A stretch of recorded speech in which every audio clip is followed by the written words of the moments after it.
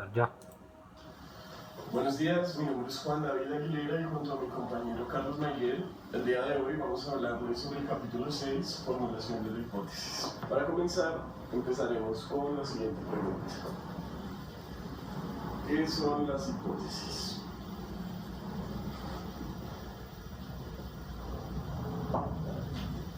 Las hipótesis son guías para la investigación o el estudio.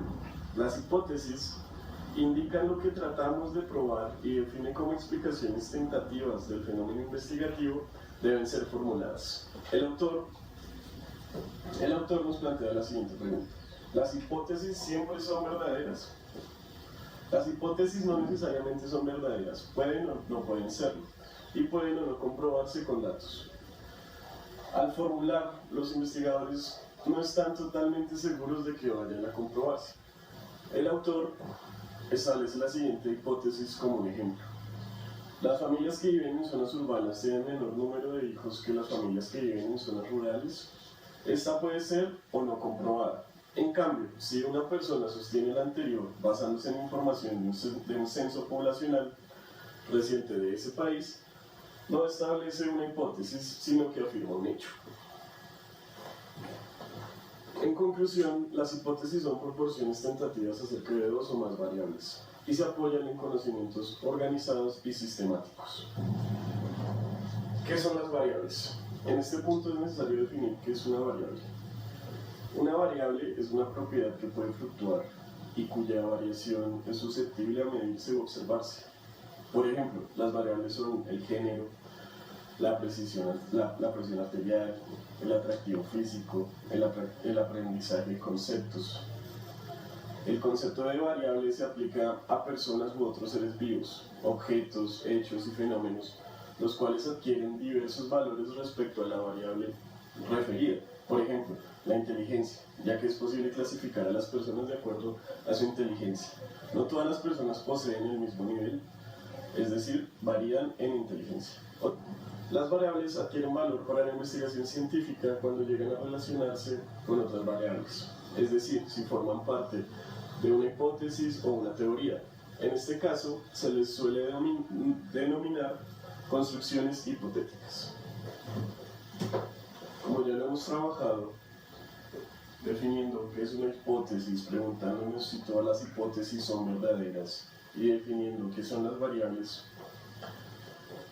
llegamos a una nueva pregunta. ¿De dónde surgen las hipótesis?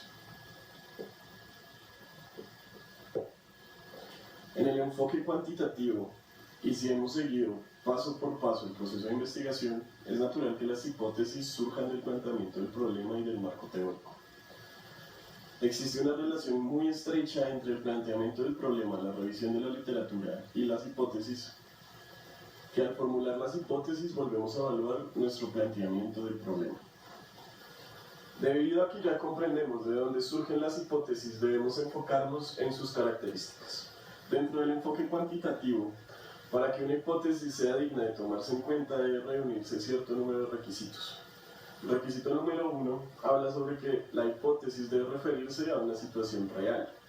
Es decir, que en el contexto donde se esté trabajando dicha hipótesis, debe ser observable y medible. Las variables o términos de la hipótesis deben ser comprensibles, precisas y lo más concretas posibles. Términos vagos o confusos no tienen cabida en la hipótesis. Un ejemplo de esto puede ser la globalización económica o la sinergia organizacional, las cuales utilizan y están compuestos por variables y términos tan incompletos e imprecisos que deben ser reemplazados por variables concretas y sencillas. El requisito número 3 habla sobre la relación entre las variables propuestas, las cuales deben ser claras y lógicas. Es decir, que en el momento en el que trabajemos sobre una hipótesis, no podemos relacionar un término con otro. No podemos relacionar el bajo consumo del petróleo en Estados Unidos con el nivel de álgebra que se está dictando en una escuela pública en Alabama. El cuarto criterio nos habla sobre los términos o variables de la hipótesis, los cuales deben ser observables y medibles, como ya lo mencioné anteriormente, así como la relación planteada entre ellos. En este requisito nos habla más que todo sobre cómo dentro de la hipótesis no se pueden manejar conceptos morales o empíricos, tales como el alma o la felicidad, sino en algo más numérico y observable. El último requisito habla sobre que la hipótesis debe estar relacionada con técnicas disponibles para probarlas, la cual como que acumula los requisitos mencionados anteriormente para llegar a construir esta hipótesis final. Ahora que comprendemos las características de una hipótesis, hablemos sobre los tipos de hipótesis. Hay diferentes tipos de hipótesis que se pueden establecer. Existen las hipótesis de investigación, las hipótesis nulas, las hipótesis alternativas y las hipótesis estadísticas. Cada una de estos tipos de hipótesis serán explicadas por mi compañero Carlos Mayor. Entonces, en el capítulo 6 nos habla de los diferentes usos de la hipótesis y las alternativas que hay en las hipótesis. Entonces, vamos a hablar de la hipótesis nula, la cual en el libro está indicada como H sub 0. La hipótesis nula es la contrapartida de la hipótesis de la investigación.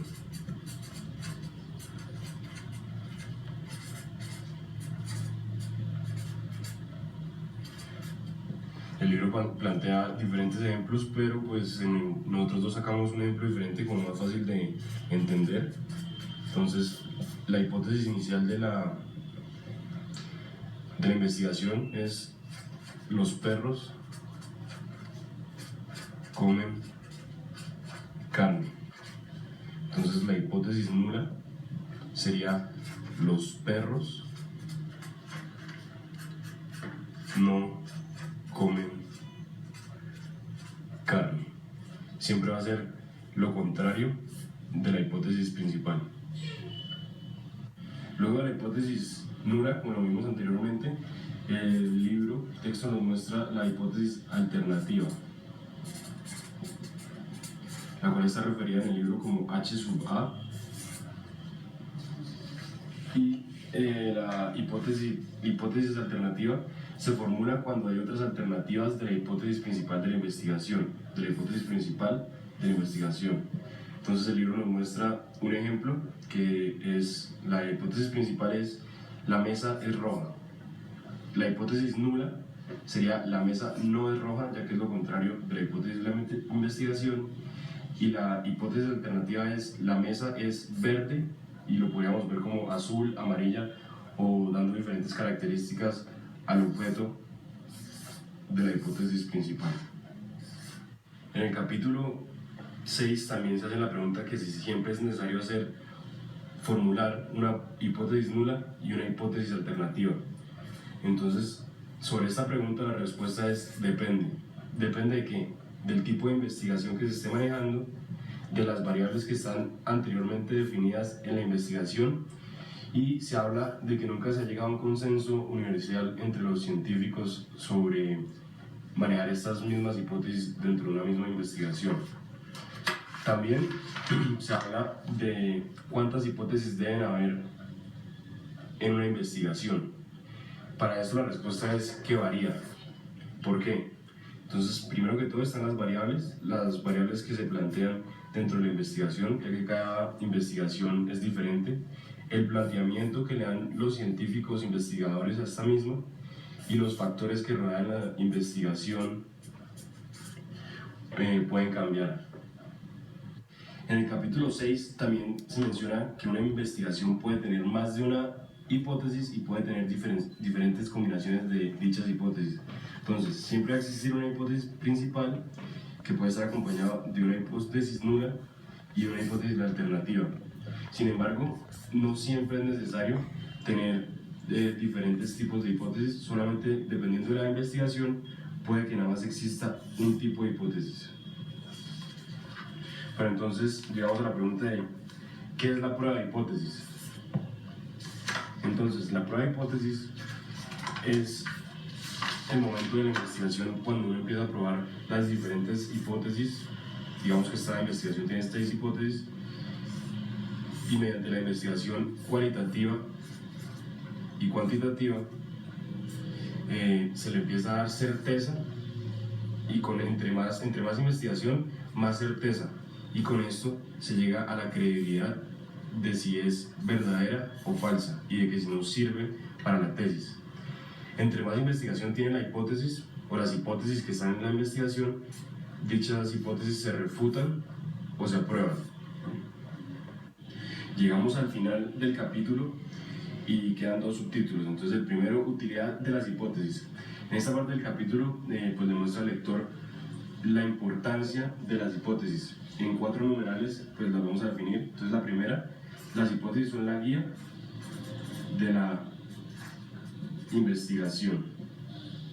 La segunda, tiene una función